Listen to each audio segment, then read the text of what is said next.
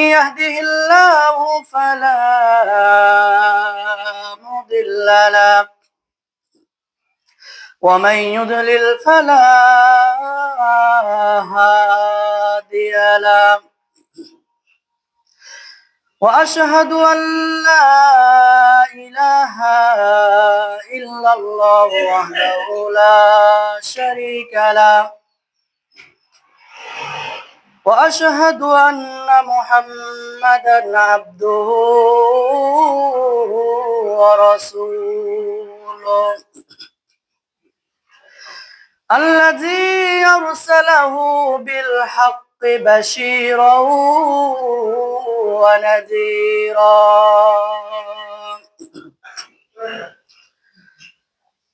أعوذ بالله من الشيطان الرجيم بسم الله الرحمن الرحيم يا أيها الذين آمنوا اتقوا الله حق تقاته ولا تموتن إلا وأنتم مسلمون يا أيها الناس اتقوا ربكم الذي خلقكم من نفس واحدة وخلق منها زوجها وبث منهما رجالا كثيرا ونساء واتقوا الله الذي تساءلون به والأرحام إن الله كان عليكم رقيبا يا أيها الذين آمنوا اتقوا الله وقولوا قولا سديدا يصلح لكم أعمالكم ويغفر لكم ذنوبكم ومن يطع الله ورسوله فقد فاز فوزا عظيما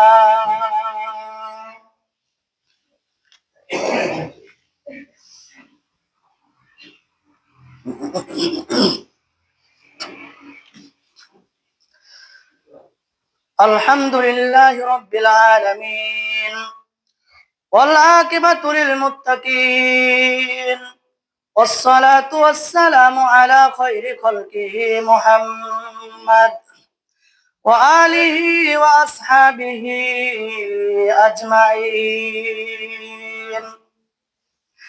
أما بعد فأعوذ بالله من الشيطان الرجيم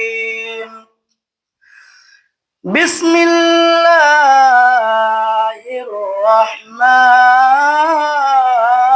الرحيم وقضى ربك ألا تعبدوا إلا إياه وبالوالدين إحسانا إما يبلغن عندك الكبر أحدهما أو كلاهما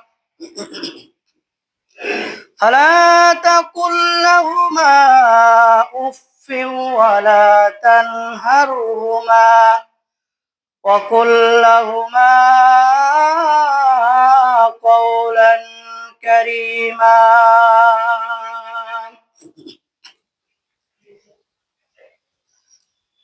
আলহামদুলিল্লাহ, প্রশংসা মাত্রই সে আল্লাহ সুবহানাহু ওয়া তাআলা, যে আল্লাহ সুবহানাহু ওয়া তাআলা আমাদেরকে অত্যন্ত দয়া করে, মায়া করে, ভালোবেসে পৃথিবীর যাবতীয় কর্মব্যস্ততা ত্যাগ করে মাহবুদের ডাকে সাড়া দিয়ে পৃথিবীর সর্বশ্রেষ্ঠ স্থান তারই ঘর মসজিদে উপস্থিত হয়ে যে মহামনিব আমাদেরকে তারই ইবাদত করার সুযোগ প্রদান করেছেন, যে মহামনিব আমাদেরকে এত দয়া করে, মায়া করে, ভালোবেসে তার ইবাদত করার সুযোগ প্রদান করলেন, তার দরবারে সাজদায়ে শুকুর এবং সুজুদ পেশ করছি আমরা সবাই অন্তরস্থল থেকে, দিল উজাড় করে, মনের মণিকোঠা থেকে মহাব্বতের সহিত পড়ছি আলহামদুলিল্লাহ। অতঃপর বিশ্ব মানবতার মহান শিক্ষক জনাবে মুহাম্মদ রাসূলুল্লাহ সাল্লাল্লাহু আলাইহি ওয়াসাল্লামের প্রতি দুরূদ ও শান্তির ধারা বর্ষিত হোক,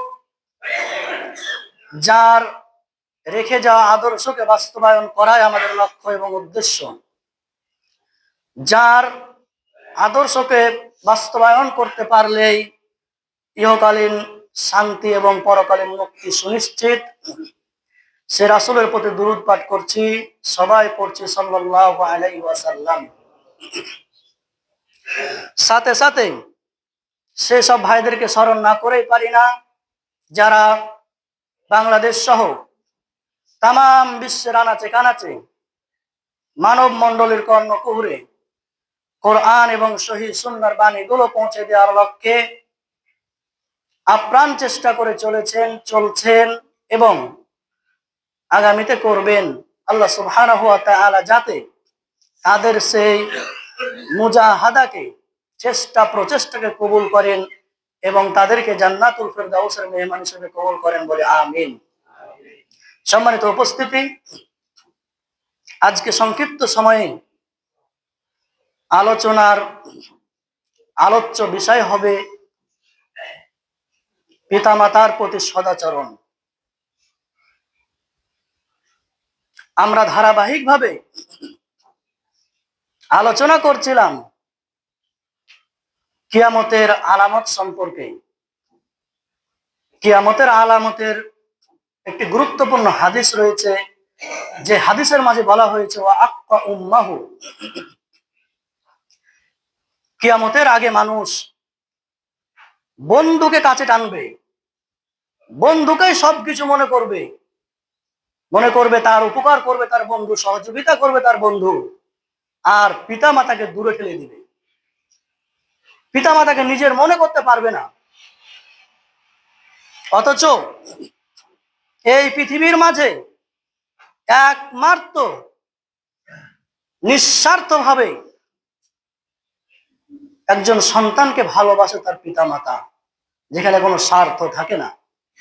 কিন্তু পিতা মাতা ব্যতীত যে কেউ আপনাকে ভালোবাসুক না কেন, এমনকি আপনার স্ত্রী যদি হয়, তাও তার স্বার্থ থাকে। অতএব একজন মানুষকে সবচেয়ে বেশি ভালোবাসবে তার পিতা এবং মাতা, নিঃস্বার্থভাবে, অন্য কেউ ভালোবাসতে পারবে না। কিন্তু কিয়ামতের আগে এমন ঘটনা ঘটবে যে মানুষ এই পিতা মাতাকে দূরে ঠেলে দিবে, পিতা মাতাকে মানবে না। তো আজকে সংক্ষিপ্ত সময়ে আমরা আলোচনা করব পিতা মাতার মর্যাদা কি। আসলে প্রায় অধিকাংশ আলোচনা আমাদের সবার মুখস্থ, সবাই জানি, কিন্তু সমস্যা এক জায়গায়, সেটা কোনটা বলেন তো? আমরা মানি না। আল্লাহ বলছেন ওয়াযাক্কির ফাইন্নায যিকরা তানফাউল মুমিনিন, মানুষ যদিও জানে তারপরও সে বিষয়গুলো ঘুরিয়ে ঘুরিয়ে আলোচনা করো, যাতে মানুষের স্মরণে আসে। এই পৃথিবীতে আমরা যেভাবে এসেছি সেটি হচ্ছে পিতা মাতার মাধ্যমে। আমার পিতা আমার মাতার বিবাহ হয়েছে, এই বিবাহের পরে তাদের বৈধ মিলনের মাধ্যমে এক ফোঁটা নাপাক পানি থেকে আপনার আমার জন্ম হয়েছে। সম্মানিত উপস্থিতি, তাহলে আপনার আমার জন্মের উৎসই হচ্ছে নাপাক পানি, যার কোনো দাম নেই, মূল্য নেই। যে পানি বের হলে গোসল করা ফরজ হয়ে যায়, সেই পানি থেকে আপনি আর আমি এই পৃথিবীতে এসেছি। আসার পরে আপনার আমার অহংকারে, অত্যাচারে, জুলুমে পাশের মানুষ টিকতে পারে না, অথচ আপনি আমি কিছুই ছিলাম না। আল্লাহ বলছেন, হাল আতা আলাল ইনসানি হিনুম মিনাদ দাহর লাম ইয়াকুন শাইআম মাযকুরা।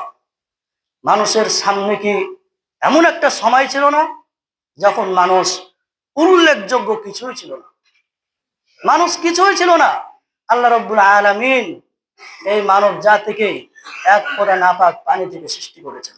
অতএব আপনাকে আমাকে আমার সৃষ্টির দিকে, যে জিনিস দিয়ে আমাকে সৃষ্টি করা হয়েছে, সেই দিকে লক্ষ্য রাখতে হবে। আপনার আমার এই পৃথিবীতে অহংকার করার, জুলুম করার, অত্যাচার করার কোন ইখতিয়ার আল্লাহ রাব্বুল আলামিন দেন নাই।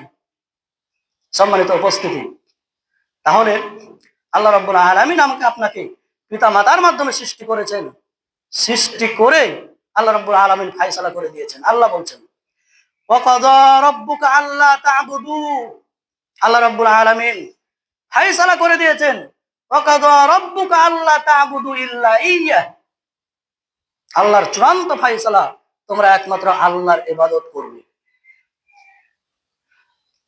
ওয়াবিল ওয়ালিদাইনি ইহসানা। আর আল্লাহর ইবাদত করার পরেই পিতা মাতার সাথে সদাচরণ করবে। চিন্তা করেছেন, সালাত অত্যন্ত গুরুত্বপূর্ণ ইবাদত। আল্লাহ নবী সাল্লাল্লাহু আলাইহি ওয়াসাল্লাম বলেন, আউয়ালু মা ইউহাসাবু বিহিল আবদু ইয়াউমাল কিয়ামাতিস সালাত। কিয়ামতের দিন সর্বপ্রথম বান্দার সালাতের হিসাব নেওয়া হবে। ফাইন সালাহাত সালাহা লাহু সাইরু আমালি।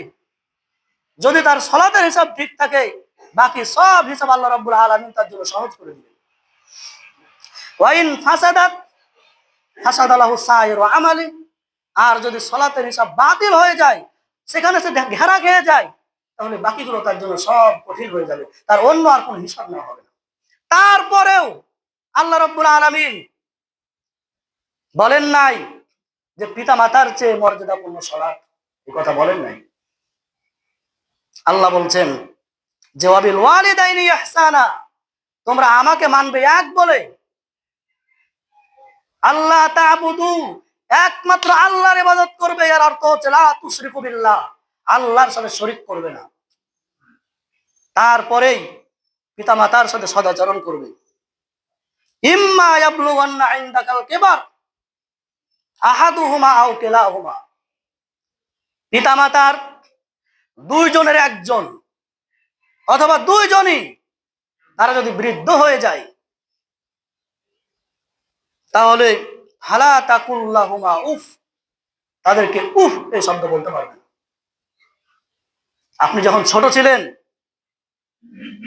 তখন আপনার আব্বাকে বলছেন আপনি একটা গিলাস দেখিয়ে যে আব্বা এটা কি, তা আব্বা বলেছে এটা গিলাস। আবারও বলেছেন আব্বা এটা কি, আবারও বলেছে গিলাস। আবার বলেছেন আব্বা এটা কি, আবারও বলেছেন গিলাস। কোনদিন আপনার উপর রাগ করে নাই। অনুরূপ ভাবে আপনার মাকে একটা জিনিস আপনি একাধিকবার বলেছেন, সে একাধিকবার উত্তর দিয়েছে, কোনোদিন রাগ করে নাই। আর আজকে আপনার বাবার বয়স ৭৭ বছর, পাশের রুমে থাকে আপনার বাবা, সে একটু বেশি কাছে, তাই আপনার সমস্যা। কিছুদিন আগে একজন মানুষ আমাকে বলছিল যে হুজুর আমি একটু বেশি কাশি, এই জন্য আমার ছেলের সমস্যা। অথচ আপনার জন্য আপনার পিতা কত কি না করেছে, আপনার মা কত কি না করেছে। ঠান্ডার দিনে আপনাকে আপনার মা ডান দিকে শুইয়ে রেখেছে, আপনি পেশাব করে দিয়েছেন, মা আপনাকে বাম দিকে শুইয়েছেন, আবার পেশাব করেছেন, এবার মা আপনাকে বক্ষের ওপরে, বুকের ওপরে শুইয়েছেন, আপনি আবার পেশাব করেছেন, তারপরেও মা আপনাকে বিছানা থেকে নামায়া দেন নাই, বুকের উপরে রেখেছেন। আর আজকে আপনার মা যদি ভাই 4-5টা হয়, তো মা বাবার সমস্যা অনেক বেড়ে যায়। মা বাবাকে কে খেতে দিবে, কে তাকে নিয়ে চলাফেরা করবে? এটা করতে করতে এক পর্যায়ে বেচারি খেতেই পায় না। অথচ কত কষ্ট করেছেন, চিন্তা করেছেন। আল্লাহ বলছেন, ইম্মা ইয়াবলুগান্না ইনদাকাল কিবার আহাদুহুমা আও কিলাহুমা ফালা তাকুল লাহুমা উফ। পিতা মাতাকে উফ এই শব্দ বলতে পারবে না। ওয়াকুল লাহুমা কাওলান কারীমা, কিভাবে কথা বলবে? খুব সম্মানজনক, সম্মান রেখে। আল্লাহ সামনে আরো বলছেন, ওয়াকফিদ লাহুমা জানাহাতুল্লা মিনার রাহমা।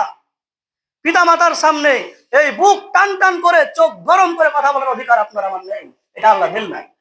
এজ এ মুসলিম হিসেবে আপনি চোখ গরম করে, বুক টান টান করে কথা বলতে পারবেন না। কিভাবে বলবেন? ওয়াকফিদ লাহুমা জানাহাতুল, মাথা নিচু করে কথা বলতে হবে। আল্লাহ নিজেই বলছে। আজকে আমরা মাথা নিচু করার যেসব স্থান রয়েছে, যেসব ব্যক্তি রয়েছে, সেগুলো বাদ দিয়ে আমরা মাথা নিচু করি সামান্য পৃথিবীর একটা পাতি নেতার কাছে। একদিন দেখলাম এক জায়গায় আমার প্রোগ্রাম ছিল, সেখানে বাংলাদেশের একজন এমপি আসার কথা। তো এমপি যখন আসলো, তখন গ্রামের যে চেয়ারম্যান, সে তার সামনে এইভাবে মাথা নিচু করে কথা বলছে। তখন আমার চিন্তা হলো যে এটা তো মা বাবার কাছে হওয়া উচিত ছিল। এই মাথা নিচু হবে মা বাবার কাছে, কোন নেতার কাছে নয়। আল্লাহ বলছেন, ওয়াকফিদ লাহুমা জানাহাতুল্লা মিনার রাহমা, তোমার বিনয়ের বাহুকে পিতা মাতার সামনে বিনয় করে দাও, নামিয়ে দাও। ওয়াকুর রাব্বিরহামহুমা কামা রাব্বায়ানি সগীরা, আর বলো, রব, পিতা মাতা আমাকে ছোট অবস্থায় খুব কষ্ট করে লালন পালন করেছেন, আমি অক্ষম, আমি পারবো না। তুমি তোমার রহমতের কোলে আমার পিতা মাতাকে লালন পালন করো। এই কথা আপনাকে বলতে হবে। সম্মানিত উপস্থিতি, এই আয়াতে আল্লাহ সুবহানাহু ওয়া তাআলা বললেন, ওয়াকাদা রাব্বুকা, আল্লাহ রাব্বুল আলামিন তার ইবাদত করার চূড়ান্ত ফয়সালা করে দিয়েছেন। ঠিক তেমনি আল্লাহর ইবাদত করা যেমন চূড়ান্ত, ঠিক তেমনি পিতামাতার সাথে সদাচরণ করা, পিতামাতাকে ভালোবাসা, এটা আল্লাহ রাব্বুল আলামিন চূড়ান্ত করেছেন। আল্লাহ রাব্বুল আলামিনের এই চূড়ান্ত ফয়সালা কোনোদিন পরিবর্তন হবে না। আল্লাহ বলছেন, লা মুবাদদিলা লিকালিমাতিল্লাহ, আল্লাহর কালেমা, আল্লাহর কথা কোনোদিন পরিবর্তন হয় না। আর আল্লাহ রাব্বুল আলামিন কোনোদিন অন্যায় কাজে, খারাপ কাজে, ফাহিশা কাজে মানুষকে নির্দেশ প্রদান করেন না। ইন্নাল্লাহা লা ইয়া'মুরু বিল ফাহশা, আল্লাহ রাব্বুল আলামিন কোনোদিন, সূরা আরাফের 7 নম্বর সূরার 28 নম্বর আয়াতে আল্লাহ বলছেন, আল্লাহ কোনোদিন ফাহিশা কাজে, খারাপ কাজে মানুষকে কোনোদিন আদেশ প্রদান করেন না। সম্মানিত উপস্থিতি, পিতামাতা যদি শরীয়ত বিরোধী কোনো কাজে, আল্লাহ বিরোধী কোনো কাজে অথবা রাসূল বিরোধী কোনো কাজে আদেশ করেন, তাহলে সেটা মানা যাবে না। কিন্তু আপনি তাকে হেয় প্রতিপন্ন করে কথা বলতে পারবেন না। তাকে বুঝিয়ে, সুন্দরভাবে বুঝিয়ে কথা বলতে হবে যে, আম্মা, এই পৃথিবী একমাত্র সৃষ্টি করেছেন আল্লাহ, আমাদের সবাইকে খাওয়াচ্ছেন আল্লাহ, আর মুহাম্মদ সাল্লাল্লাহু আলাইহি সাল্লাম আমাদের নবী, যাকে আল্লাহ রাব্বুল আলামিন মানব জাতির হেদায়েত স্বরূপ, পথ নির্দেশক হিসেবে এই পৃথিবীতে পাঠিয়েছেন। অতএব তাদের আমি অস্বীকার করতে পারি না, এই দিন আমি ছাড়তে পারি না, এভাবে তাকে বোঝাতে হবে। কিন্তু আপনি তার উপর রেগে যাবেন, রেগে গিয়ে তাকে যা মুখে আসবে তাই বলবেন, এই ইখতিয়ার আল্লাহ রাব্বুল আলামিন দেন নাই। আল্লাহ রাব্বুল আলামিন বলছেন সূরা লোকমান 31 নম্বর সূরার 15 নম্বর আয়াত, ওয়া ইন জাহাদাকা আলা আন তুশরিকা বিহি মা লাইসা লাকা বিহি ইলম ফালা তুতি'হুমা ওয়া সাহিবহুমা ফিদ দুনিয়া মা'রুফা। তোমার পিতা মাতা যদি তোমাকে বলে আল্লাহর সাথে কুফরি করো, দিন ছেড়ে দাও, ইসলাম ছেড়ে দাও, মুহাম্মদ সাল্লাল্লাহু আলাইহি সাল্লামকে অস্বীকার করো, তাহলে ফালা তুতিহুমা, এই কথা তুমি মানবে না, তবে ওয়াসাহিবহুমা ফিদ দুনিয়া মা'রুফা, ভালো আচরণের সহিত তাদেরকে ছেড়ে চলে আসো। সম্মানিত উপস্থিতি, মুসআব বিন সাদ রাদিয়াল্লাহু আনহু তার পিতা সাদ বিন খাওলা থেকে বর্ণনা করেন, একদিন আমার মা, খুব ভালোভাবে শুনবেন, বলছেন একদিন আমার মা সে এই কসম করে বসলো যে ফাওয়াল্লাহি লা আতআমু তুআমান ওয়ালা আশরাবু শারাবান হাত্তা আমুত আও তাকফুরা মুহাম্মদ সাল্লাল্লাহু আলাইহি ওয়াসাল্লাম, আমি ততদিন পর্যন্ত খাবো না, ওই সাহাবীর মা বলছেন আমি ততদিন পর্যন্ত খাবো না, পান করব না, যতদিন না মৃত্যুবরণ করি, এই অবস্থায় যে তুমি মুহাম্মদ সাল্লাল্লাহু আলাইহি সাল্লামকে, মুহাম্মদ সাল্লাল্লাহু আলাইহি সাল্লামের ধর্ম ছেড়ে দিয়েছো, মুহাম্মদ সাল্লাল্লাহু আলাইহি সাল্লামের ধর্ম যদি না ছাড়ো আমি খাবো না, মৃত্যুবরণ করবো তাও ভালো। সাহাবীর মা এই কথা বললেন। সাহাবী কি বললেন? সাহাবী একটু কড়া ভাষায় বললেন, মা, তোমাকে যদি আল্লাহ রাব্বুল আলামিন 100টা রূহ দেয়, 100টা জীবন দেয়, আর 100 বার তুমি যদি মৃত্যুবরণ করো, তারপরে আমি মুহাম্মদ সাল্লাল্লাহু আলাইহি সাল্লামের দিন ছাড়বো না। তখন আল্লাহ রাব্বুল আলামিন সূরা আনকাবুতের 8 নম্বর আয়াত নাযিল করলেন। আল্লাহ বললেন, ওয়াসাইনাল ইনসানা বিওয়ালিদাইহি ইহসানা, পিতামাতার সামনে তুমি জোরে কথা বলতে পারবে না। চিন্তা করেছেন যে পিতামাতা বলছে যে মুহাম্মদ সাল্লাল্লাহু আলাইহি সাল্লামকে ছেড়ে দাও, তার দিন ছেড়ে দাও, তার ব্যাপারে আয়াত নাযিল হচ্ছে। ওয়াবিল ওয়ালিদাইনি ইহসানা, ওয়াবিল ওয়ালিদাইহি হুসনা, পিতামাতার সাথে ভালো আচরণ করতে হবে। ওয়া ইন জাহাদাকা আইয়ুশরিকা বিহি মা লাইসা লাকা বিহি ইলম, যদিও তোমাকে শিরক করতে বলে, তারপরেও পিতামাতার সাথে ভালো আচরণ করে সেখান থেকে সরে আসতে হবে। তাহলে পিতামাতার মর্যাদা কত আপনি চিন্তা করেছেন? সম্মানিত উপস্থিতি, পিতামাতা যদি মুশরিক হয়, আল্লাহর সাথে শিরক করে, ইসলাম না মানে, দ্বীন না মানে, তারপরেও তার সাথে খারাপ আচরণ করা যাবে না। আবু হুরায়রা রাদিয়াল্লাহু আনহু বলেন, একদিন আমি আমার মাকে ইসলামের দাওয়াত দিলাম, দ্বীনের দাওয়াত দিলাম, কিন্তু আমার মা মুহাম্মদ সাল্লাল্লাহু আলাইহি সাল্লাম সম্পর্কে এমন কিছু কথা বললেন যে আমাকে খুবই খারাপ লাগলো। এজন্য আমি কাঁদতে লাগলাম। কাঁদতে কাঁদতে আল্লাহ নবী সাল্লাল্লাহু আলাইহি সাল্লামের কাছে গেলাম, গিয়ে বললাম, ইয়া রাসূলুল্লাহ, আমার মা আপনার নামে এমন কিছু কথা বলেছে, আপনাকে এমন কিছু গালি দিয়েছে যেটা আমি সহ্য করতে পারছি না, তো আপনি একটু আমার মায়ের জন্য দোয়া করেন তো। মুহাম্মদ সাল্লাল্লাহু আলাইহি সাল্লাম আল্লাহ সুবহানাহু ওয়া তাআলার কাছে দোয়া করলেন, আল্লাহুম্মা হাদি উম্মা আবি হুরায়রা, আল্লাহ আবু হুরায়রার মাকে তুমি হেদায়েত দান করো। এই দোয়া করার পরে আবু হুরায়রা রাদিয়াল্লাহু তাআলা আনহু তিনি বাড়ির দিকে ছুটলেন। দেখি মুহাম্মদ সাল্লাল্লাহু আলাইহি সাল্লামের দোয়া আগে আল্লাহর কাছে কবুল হলো না, আমি আগে যেতে পারি। যাওয়ার পরে দরজায় কড়া নাড়লেন, নাড়ার পরে তার মা বলতেছে, আবু হুরায়রা একটু থামো, আমি আসতেছি। আবু হুরায়রার মা গোসল করে কাপড় পরিধান করে দরজা খুলাই বলছে, লা ইলাহা ইল্লাল্লাহ মুহাম্মাদুর রাসূলুল্লাহ। তো আল্লাহ নবী সাল্লাল্লাহু আলাইহি ওয়াসাল্লামকে গালি দিল, তারপরেও আবু হুরায়রা রাদিয়াল্লাহু তাআলা আনহু মাকে কিছুই বলেন নাই, জোর গলায় কথা বলেন নাই। আবু হুরায়রা হচ্ছে আমাদের মডেল, আমাদের আইডিয়াল। আমরা আজকে পৃথিবীতে অনেকজনকে মডেল মানি, কেউ খেলোয়াড়কে, কেউ নায়ককে, কেউ গায়ককে, তাদেরকে আমরা মডেল মানি। কেউ খ্রিস্টানকে, কেউ ইহুদিকে। আল্লাহ নবী সাল্লাল্লাহু আলাইহি সাল্লাম বলেছেন, আমার উম্মত ইহুদি খ্রিস্টানের সাথে মিলে যাবে, এমন ভাবে মিলবে, এক পায়ের জুতা যেমন আরেক পায়ের সমান হয়, ঠিক তেমনই প্রত্যেকটা কাজে উম্মতে মুহাম্মাদি, মুহাম্মদ সাল্লাল্লাহু আলাইহি সাল্লামের উম্মত, তারা ইহুদি খ্রিস্টানের সাথে মিলে যাবে। ইহুদি খ্রিস্টান সে যেভাবে চুল কেটেছে, আমার সন্তানের সেভাবে চুল কাটছে। রোনাল্ডো সে খ্রিস্টান, তাকে নিয়ে কত ভালোবাসা। মেসি সে খ্রিস্টান, তাকে নিয়ে কত ভালোবাসা। বাংলাদেশের মানুষ যে মেসি, যে রোনাল্ডো, বাংলাদেশের মানুষকে ভালোভাবে চিনাই না, তাদেরকে নিয়ে আমরা মারামারি করতে করতে মানুষ কতল হয়ে যায়, নিহত হয়ে যায়। চিন্তা করেছেন? তাহলে এগুলোকে আমরা মানি আইডিয়ল। কিন্তু আপনাকে যদি বলা হয় আবু হুরায়রার জীবনীটা বলেন তো একটু, হবে না, পারবেন না। 5 জন সাহাবীর নাম আছে, এমন মানুষ আছে 5 জন সাহাবীর নাম পারবে না, কিন্তু 10 জন খেলোয়াড়ের নাম সে ঠিকই পারবে। সম্মানিত উপস্থিতি, পিতা মাতার সাথে সদাচরণ কেন করব? আল্লাহ রাব্বুল আলামিন বলছেন সূরা লোকমান 31 নম্বর সূরা 14 নম্বর আয়াত, ওয়াসাইনাল ইনসানা বিওয়ালিদাইহি হামালাতুহু উম্মুহু কুরহান ওয়াহনান আলা ওয়াহনিন। আল্লাহ বলছেন যে পিতা মাতার সাথে এজন্যই তোমরা সদাচরণ করবে। হামালাতুহু উম্মুহু ওয়াহনান আলা ওয়াহনিন, কষ্টের পর কষ্ট সহ্য করে তোমাকে গর্ভে ধারণ করেছে। কষ্টের পর কষ্ট সহ্য করে তোমাকে গর্ভে ধারণ করেছেন।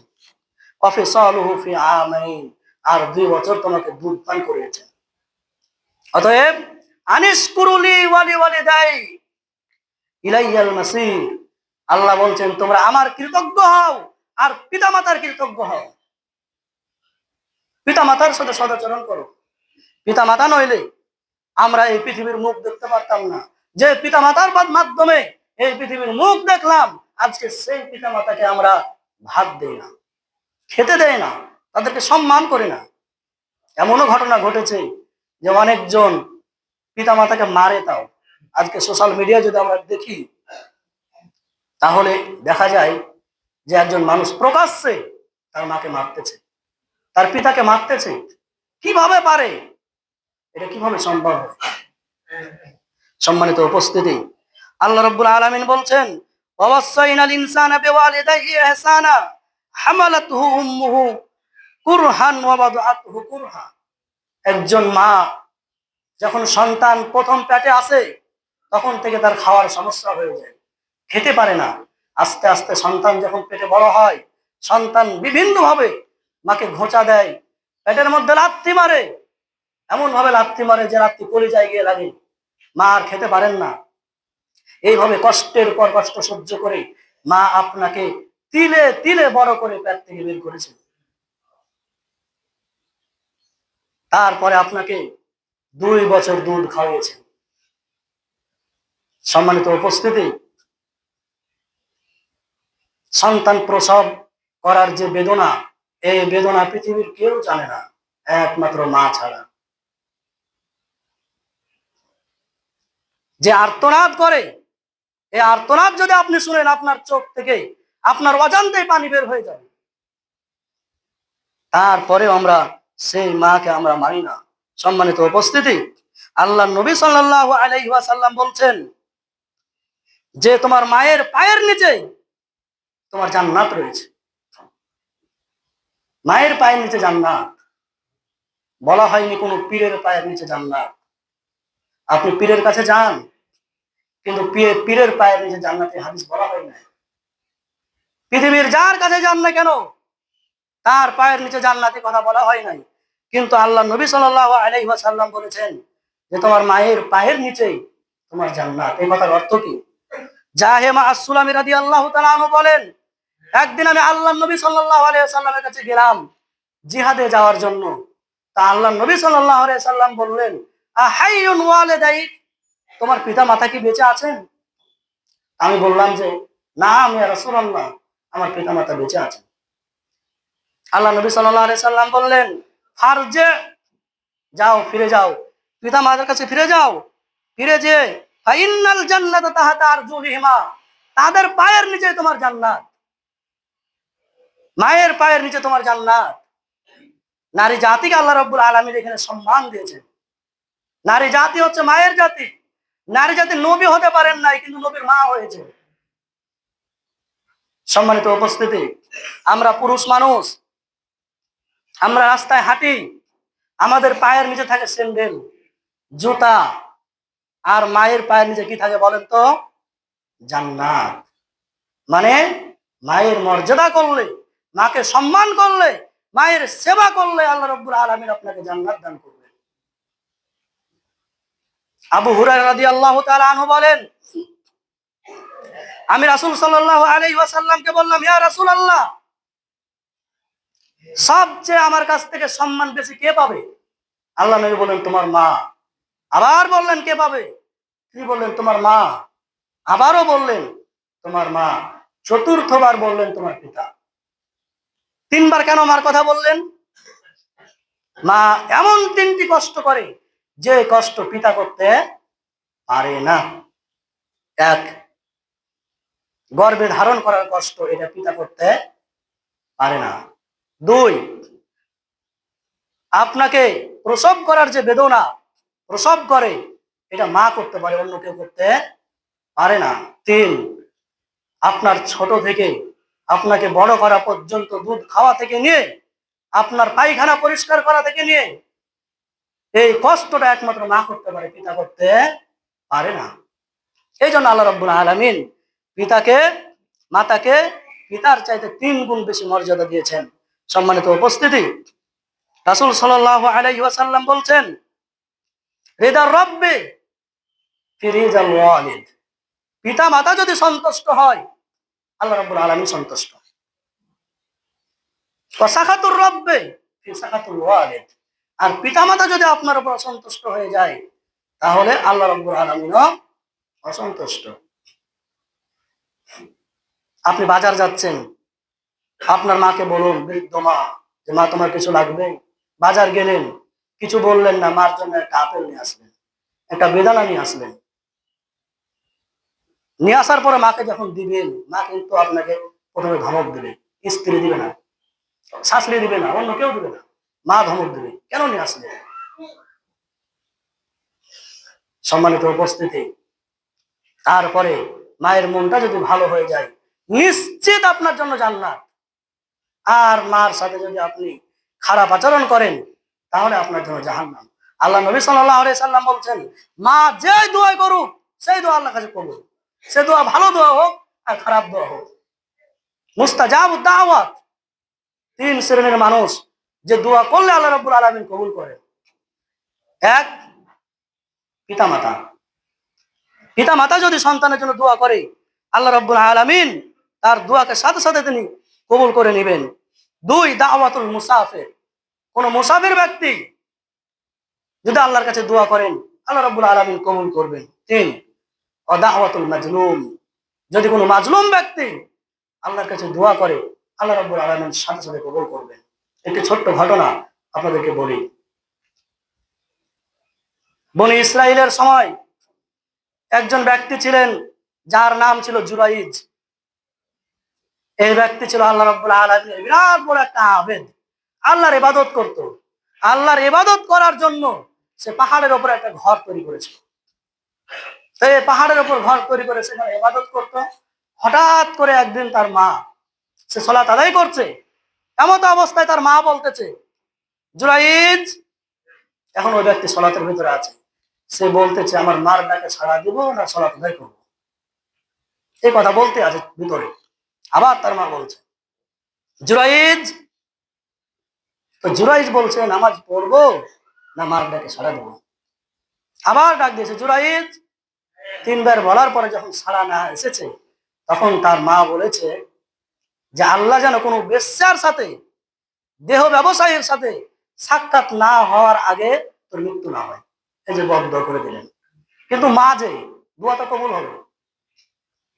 জুরাইজ সে ইবাদত করতে আছে, হঠাৎ করে গ্রামের এক মহিলা, বেশ্যা মহিলা, যে দেহ ব্যবসা করে, এই মহিলা জুরাইজকে বলল, তোমাকে আমি পেতে চাই, তোমার সাথে আমি খারাপ কাজ করতে চাই। বুখারীর হাদিস। তো জুরাইজ বললেন, আমি আল্লাহকে ভয় করি, ইন্নী আখাফুল্লাহ, আল্লাহকে ভয় করি, আল্লাহর ইবাদত করি, এই কাজ আমার দ্বারা কোনোদিন সম্ভব নয়।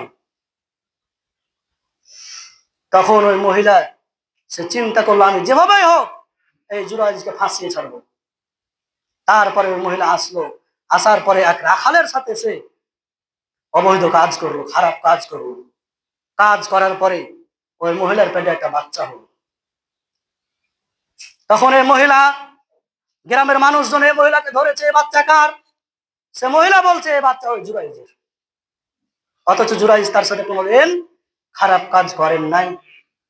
এবার গ্রামের মানুষ বলল, জুরাইজকে আমরা ভালো মানুষ মনে করতাম, আল্লাহর ইবাদত গুজারি মনে করতাম, পীর মনে করতাম, ওলি মনে করতাম, আর জুরাইজ এই কাজ করেছে।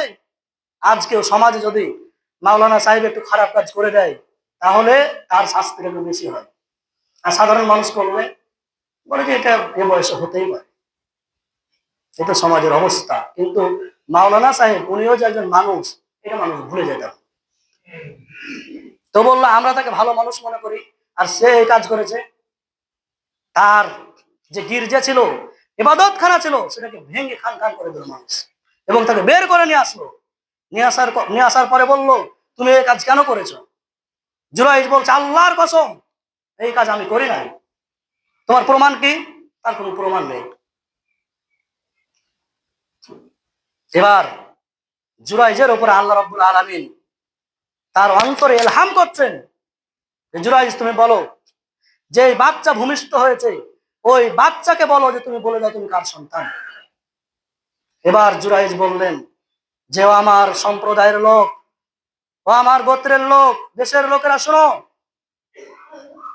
এই সন্তান কার সন্তানেরা আমাকে জিজ্ঞাসা করবে না, ওই সন্তানকে জিজ্ঞাসা করবে। তখন মানুষ বলছে যে তুমি কি আমাদের সাথে ঠাট্টা করছো? এই কোলের বাচ্চা, ছোট বাচ্চা কিভাবে কথা বলবে? জুরাইজ বলল, আপনারা জিজ্ঞাসা করেন। জিজ্ঞাসা করা হলো, বাচ্চা বললেন, আমি জুরাইজের সন্তান নই, আমি রাখালের সন্তান। এখানে কি বুঝলেন? ওই যে মা দোয়া করেছিল যে একজন বেশ্যার সাথে তোর দেখা না হয়ে যাতে মৃত্যু না হয়, দেখা হলো। তারপরে মানুষজন জুরাইজকে বললো, তোমার এই ঘরটা আমরা সোনা দিয়ে তৈরি করে দেবো। তিনি বললেন, না, মাটি দিয়ে তৈরি করে দাও, আমি যাতে ইবাদত করতে পারি। সম্মানিত উপস্থিত, আরেকটি ঘটনা, ছোট্ট একটি ঘটনা। পিতামাতা দোয়া করলেই কবুল। একজন ব্যক্তি, তিনজন ব্যক্তি তারা সফরে বের হয়েছে। সফরে বের হওয়ার পরে প্রচন্ড ঝড় আর মেঘ। তো এই ঝড় মেঘের সময় তারা একটা গুহায় আশ্রয় নিয়েছে, একটা গর্তের মধ্যে। গর্তের মধ্যে আশ্রয় নেওয়ার পরে বৃষ্টি যখন প্রচন্ড আকার ধারণ করলো, তখন বৃষ্টির কারণে উপর থেকে বড় একটা পাথর তাদের ওই গুহার মুখে এসে পড়ে গেল, যেটাকে তিনজনে সরাতে পারবে না।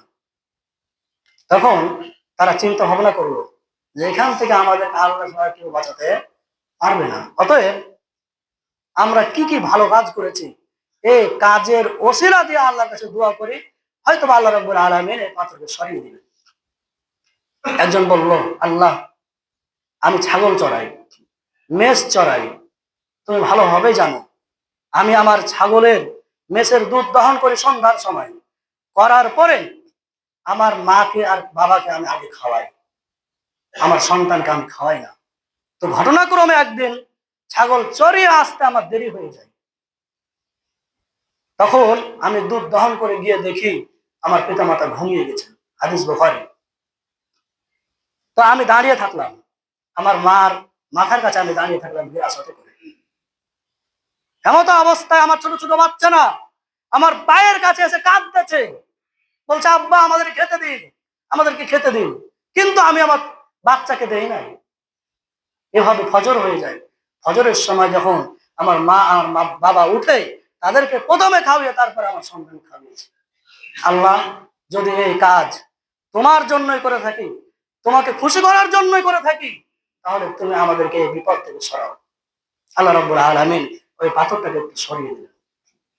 আর একজন বলল, আল্লাহ, আমার এক চাচাতো বোন ছিল, আমি তাকে প্রচন্ড ভালোবাসতাম। মানুষ যেমন স্ত্রীকে ভালোবাসে, আমি তাকে সেভাবে ভালোবাসতাম। তো আমি একদিন তাকে চেয়ে বসলাম, তার সাথে খারাপ কাজ করবো এই কথা বলে বসলাম। তো আমার চাচাতো বোন সে বললো, তোমাকে 100 দিনার নিয়ে আসতে হবে, 100 স্বর্ণ মুদ্রা। আমি অনেক কষ্ট করে 100 স্বর্ণ মুদ্রা জোগাড় করে তার হাতে দিলাম। দেওয়ার পরে আমি তার প্রতি উদ্যত হলাম। হাদিসে বলা আছে, বাইনা সুয়াবে আল আরবা, আমি তার 4 জানুর উপরে বসে গেছি। এমত অবস্থায় আমার চাচাতো বোন বলছে, ইত্তাকিল্লাহ, আল্লাহকে ভয় করো, তুমি আমার সতীত্ব নষ্ট করো না। আমি সেই জায়গা থেকে ফিরে এসেছি। পৃথিবীর কোন ইমানদার আছে সেই জায়গা থেকে ফিরে আসতে পারবে? সম্ভব। যদি পুরুষ হয় সেই জায়গা থেকে ফিরে আসতে পারবে না। তো সে বলল, আল্লাহ, এই কাজ যদি আমি তোমাকে খুশি করার জন্য করে থাকি, তাহলে তুমি আজকে এই বিপদ থেকে বাঁচাও। সে বিপদ আল্লাহ রাব্বুল আলামিন দূর করে দিলেন।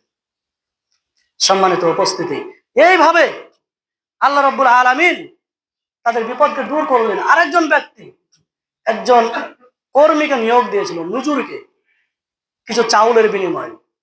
তো কাজ শেষে ওই ব্যক্তিকে চাউল দেওয়া হলো। ওই ব্যক্তি সেই দেশের ছিল না, অন্য দেশের ছিল।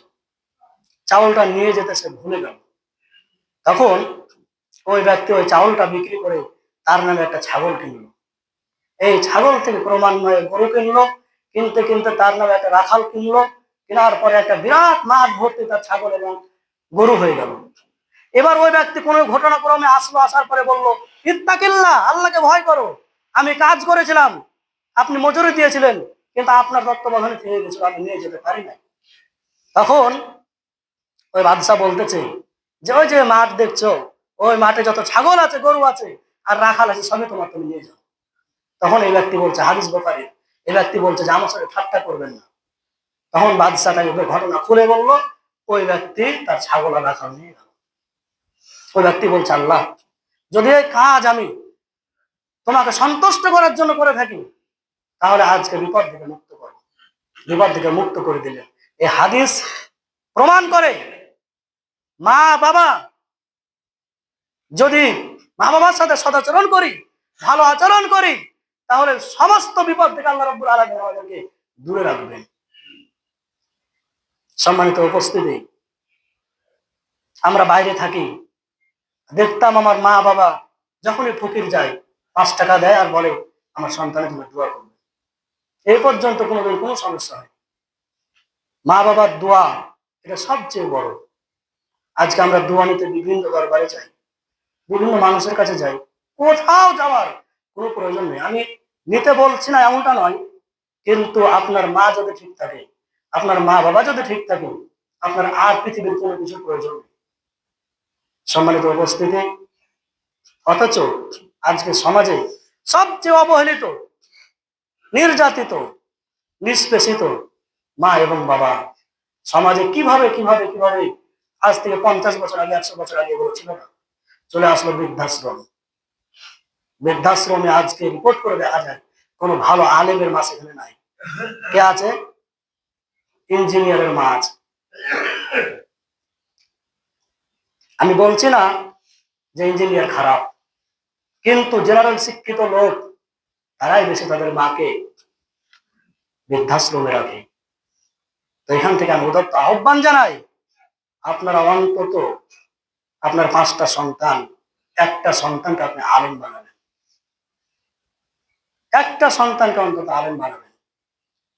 এই সন্তানের আল্লাহর ভয় থাকবে এবং পিতা মাতাকে সে দেখবে। পিতা মাতাকে দেখে না, এর বিভিন্ন কারণও আছে, আমি একদিন আলোচনা করেছি। পিতা মাতাকে যদি আমরা সঠিকভাবে গড়ে না তুলি, বিয়ে করার সময় যদি আমি একটা ভালো মেয়েকে বিয়ে না করি, তাহলে সন্তান ভালো হবে না। আর সন্তান ভালো না হলে পিতা মাতাকেও দেখবে না। অতএব বিয়ে করার সময়তেও আমাদেরকে দেখে শুনে বিয়ে করতে হবে, দিনদার মহিলাকে বিয়ে করতে হবে। আল্লাহ রাব্বুল আলামিন আমাদেরকে পিতা মাতার প্রতি সদাচরণ করার তৌফিক দান করুন বলে আমিন। আল্লাহ রাব্বুল আলামিন, আমরা সবাই গুনাহগার, জীবনে অনেক গুনাহ করেছি, পাপ করেছি, পাপ করতে করতে জীবনকে নষ্ট করে ফেলেছি।